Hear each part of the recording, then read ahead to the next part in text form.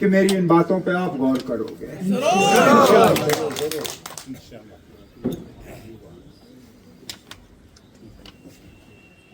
मैं जिस मकसद से आया हूं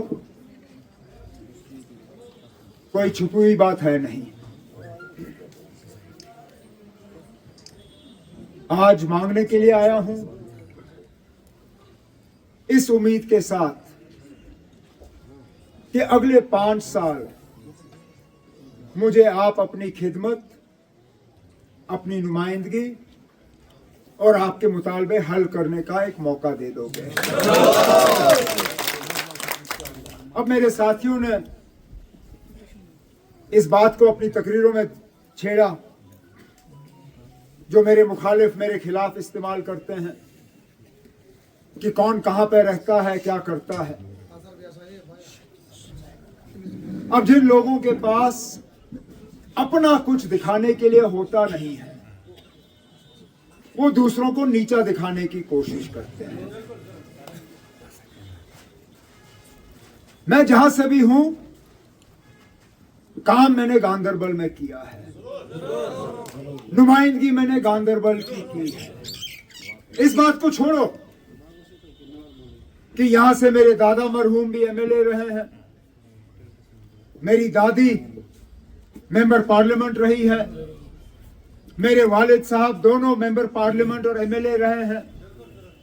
जाती तौर मैं 3 बार यहां एमपी रहा। 6 साल आपने मुझे अपना एमएलए बनाया।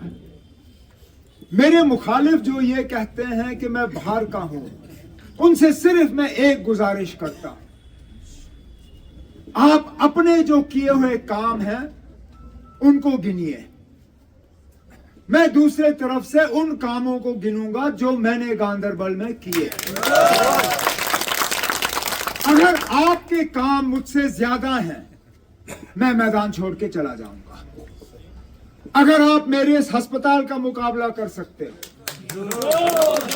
अगर आप हमारी इन सड़कों का मुकाबला कर सकते हो, अगर आप इस सेक्रेटेरिएट का मुकाबला कर सकते हो, अगर सेंट्रल यूनिवर्सिटी का मुकाबला कर सकते हो, अगर नए एडमिनिस्ट्रेटिव यूनिट्स का मुकाबला कर सकते हो, अगर फिजिकल एजुकेशन कॉलेज का मुकाबला कर सकते हो, अगर फिजिकल एजुकेशन का, अगर स्टेडियम का, पॉलिटेक्निक कॉलेज का, अगर इन कामों का आपका मुकाबला है, लाइए सामने।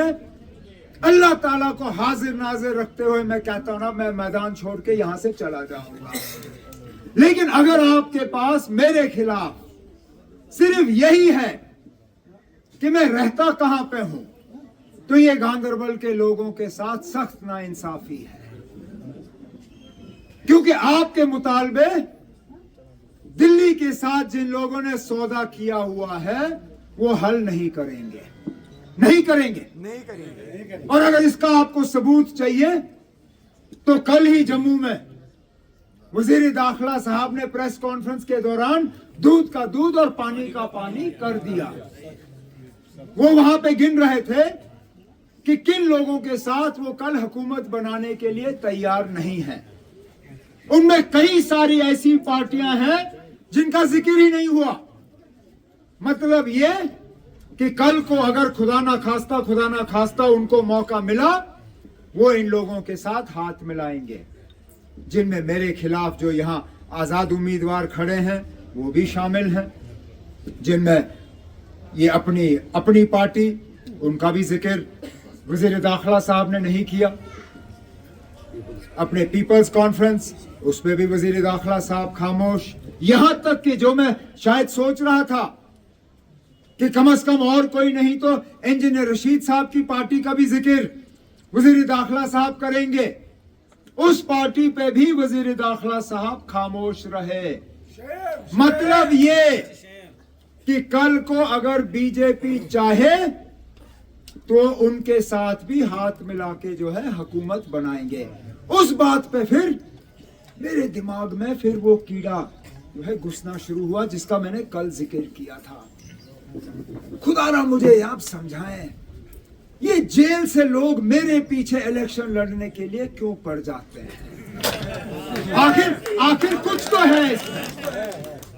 ये बात गौर करने लायक है, क्योंकि जब पहली बार बारामूला में हुआ, मैंने इसको गलत नहीं समझा। मैंने सोचा ये आदमी वहीं का है, इसने वहां पार्लियामेंट इलेक्शन पहले भी लड़ा है, चलिए फिर लड़ने की तमन्ना रखता है, शायद उसी जज्बात में ये कागज भर रहा है। अब जब नतीजे निकले, मैंने सोचा अल्लाह ताला को मेरी जीत मंजूर नहीं थी, किस्मत उसकी ठीक थी, मेरी किस्मत खराब थी, और मैंने इसके बारे में फिर गौर किया नहीं। लेकिन जब ये असेंबली के इलेक्शन आए, खबर आनी शुरू हुई कि जिस आदमी के कागज वहां जैनपुरा शुपैया में नामंजूर हुए, वो यहां आएगा। फिर पता चला कि उसके कागज वहां नामंजूर क्यों हुए, कि उसको कहा गया ना, आपको हमने यहां से इलेक्शन नहीं लड़वाना है, आपको हमने उमर अब्दुल्ला के खिलाफ मैदान में उतारना है। और फिर मैंने अपने साथियों से मशवरा किया। मैंने कहा ना, मैं खुद इस चीज को अब साबित करना चाहता हूं कि ये जो जेल से लोग मेरे खिलाफ इलेक्शन लड़ने के लिए आते हैं, ये एक सोची समझी साजिश है। और मैंने उस दिन तय किया कि मैं दूसरी सीट पे कागज भरूंगा, लेकिन किसी को नहीं बताऊंगा कि मैंने भरने कहां से है। हमने ना बीरवा का नाम लिया, ना बड़गाम का नाम लिया, बल्कि चुपचाप तरीके से हमने कुछ जगहों पे ये गालना शुरू किया